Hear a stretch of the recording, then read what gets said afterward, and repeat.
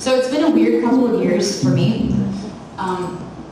Some of you might know this if you follow along on social media or if you've been to a show already. And that's because, luckily I was in a really great space when this all happened. Like, I had my feet on the ground, but the world fell down around me. Because about a year and a half ago, I was in the middle of moving and I started getting these phone calls from all the venues I was trying to book for the fall tour. And it was spring, so, 6 months ahead. And I started getting phone calls from all the venues telling me that every time they tried to book me and, started working with my business, they would get a call from the IRS telling them that they couldn't pay me, they had to pay them because there was a lien on my wages.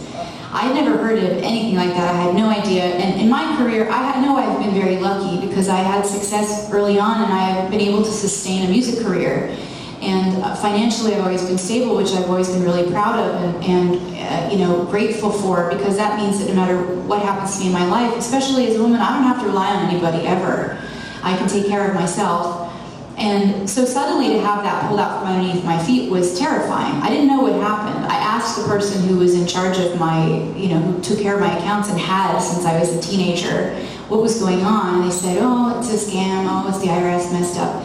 Come to find out, this person had stolen my identity and had been posing as me for at least 10 years that I can tell, and had obliterated my finances. And so after all these years of thinking I knew where I stood, suddenly I have nothing. And it's a really weird thing to have to admit. I'm in terrible debt and it's not even my fault, except that I wasn't watching what was going on because I thought that, I was well taken care of and I could write the music and produce the music and go on tour and, do my job. So, a few good things have come out of this situation as I'm going through all the legal stuff and the paperwork, and the last year and a half has pretty much been me sitting at my dining room table at my parents' house trying to sort through all this and figure out what happened and how. The beneficial part of being in a situation like this, besides just the fact that the part of me that because of the, tax bracket I was in couldn't relate to everyone is now gone. I mean, now I understand. I do know what it's like to pay my dues and work my ass off, that's for sure. But to have to struggle, like really going on tour, now it's not just for fun, now I need it. And that's different than it's ever been before. And I do appreciate that means I understand what most people have to go through, and I just never had before. The other really beneficial thing is that I've said for years that if the money wasn't there and the big audience wasn't there, I used to play arenas and, which I actually prefer this because I can see everybody, but, that I would still do what I do. And now I have an opportunity to back that up because it has happened.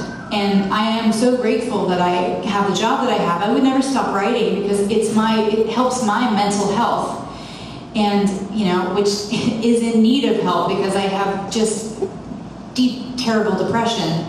And, part of that is why this is so important, because going out on the road means I get to see you guys, talk to you, see your faces, you come and tell me your stories after the show, and I have taken those stories to heart for the last 17 years, and that means when there are those days I can't get out of bed, even like a simple task like brushing my teeth, I can't do it, which is really weird to have to admit, but on those days, I think of you guys and all of your stories of the things that my music has helped you through, and I remember you, and I know for certain that I'm not alone. I might be alone in my bedroom, but in life, in the world, I am not alone. I remember everything. Woo!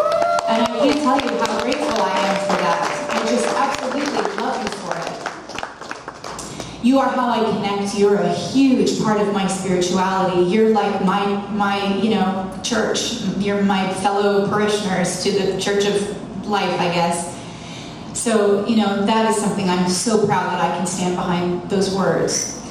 The other thing is that, people really show up for you if you ask. And I had never really been comfortable asking for help because, I'm the breathe girl. It's my job to help everybody else, make you feel better and make you, remind you that it's okay. And I can't show my cards and let you know that I'm not positive that it will be okay. I can't say that, but I definitely had a time, obviously, where I wasn't sure and I just couldn't function. I had to have people pull me up off the ground And they did. People showed up for me to educate me and to talk me through it, and it came out of places I did not expect, including fans that realized I had to cancel the tour, and people asked in private message, "Are you okay?" And I couldn't tell the truth at the time, but I appreciated so much that people were concerned. And one of the most shocking things that happened, which I've been telling people across the US, is that I'm obviously having to work with the IRS. I'm talking with my agent, whose job it is to get my money. That's all his job is to get my money. He doesn't care how, he just gets my money. And, you know, talking to him about an installment plan and all this stuff, you know, until I can figure out, you know, how to really remedy the situation. And this man was on the phone with me one day, and I broke down crying because I was looking at all the paperwork in front of me and realizing I can't work because I have to spend money first in order to go on tour. I have to pay for the band and the hotels and transportation and all of that. And, you know, I had absolutely nothing. So that meant I couldn't tour. If I can't tour, I can't make income. And I can't make a record. I'm an independent artist. I can't pay for that. Like, I'm stuck. And Pledge Music stole my money, which, go online and read about that. Those are shady people. Yeah. But, you know, so, like, I was just stuck. And I broke down to this man and I said, I can't work. This is the end of my career. And I don't know what to do from here except to, like, get a regular job, a waitress or something, and then, like, move on from there maybe, but I'll figure it out. And he said, you know what, stop. Don't worry about it. He said, I have here in front of me your entire financial history, and I can tell that you've been successful, which means your music must mean something to people, so absolutely don't quit. Keep on going. You'll be fine. We'll figure this out. That's the IRS, right? Like, who would have thought? So, you know, that's why, and I told him I loved him, actually, and I thought, oh, forgive me, I love you. And, you know, so I have to say, there are just really amazing people out there if you're willing to be vulnerable enough to ask for help. And I did, and you all showed up, so I appreciate that so much. That's a really long story that's a segue into the next song, which is off of an album called Broken Doll and Odds and Ends that I made years back, and I dedicate it to all those people who've shown up for me. So, here goes.